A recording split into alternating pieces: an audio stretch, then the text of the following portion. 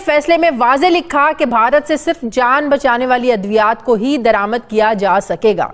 इस मरहले पर नोटिफिकेशन वजारत तिजारत ने जारी करना था।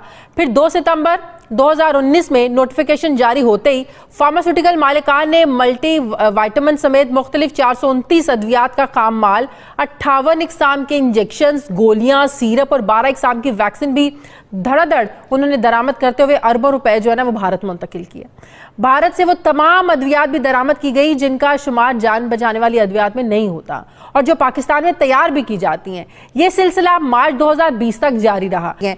तो फार्मास्यूटिकल मालिकान ने क्या उन सेविंग ड्रग्स को सिरे से शामिल ही नहीं होने दिया गया और उन अद्वियात को मंगवा लिया जिनकी इजाजत ही नहीं दी गई थी?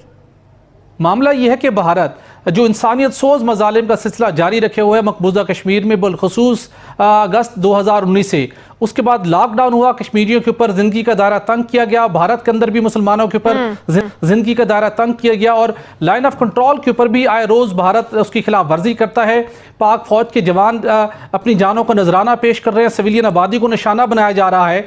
ऐसे मौके के ऊपर कुछ मफाद परस्त अनासिर ने वफाकी काबीना के फैसले के बरक्स उस नोटिफिकेशन के अंदर जो कि वजारत तिजारत ने एक्सपोर्ट पॉलिसी आर्डर 2016 में तरमीम करते हुए जारी किया था 2 सितंबर 2019 को, जिसकी वजह से लाइफ सेविंग ड्रग्स की बजाय दीगर अद्वियात भारत से इंपोर्ट की गई, अरबों रुपए मालियत की। ये वो अद्वियात हैं जिनकी तादाद हमने सरकारी दस्तावेज की रोशनी में बताई है और हमारे नाजरीन पहली मरतबा उन अद्वियात की तफसीलात की मुकम्मल दस्तावेज नाइट एडिशन के इस प्रोग्राम में देख सकते हैं। लेकिन सिर्फ यही नहीं बल्कि इतलात ये भी आ रही हैं कि भारत से और भी बहुत सी ऐसी अद्वियात मंगवाई गई हैं जो ड्रैब में रजिस्टर्ड नहीं है। उस पे आगे बात करते हैं। सबसे पहले तो का स्टेटस है। सुहेल भट्टी, ये बताएं कि मसला इसका मतलब ये हुआ कि नोटिफिकेशन में आया जो यकीनन ब्यूरोक्रेसी की जानिब से जो है ना वो जारी किया गया, क्या किसी हुकूमती शख्सियत की नजर से वो नोटिफिकेशन नहीं गुजरा? किसी ने चेक नहीं किया कि कौन कौन सी अद्वियात की हमने इजाजत दी थी और कौन कौन सी अद्वियात इसमें शामिल कर ली गई?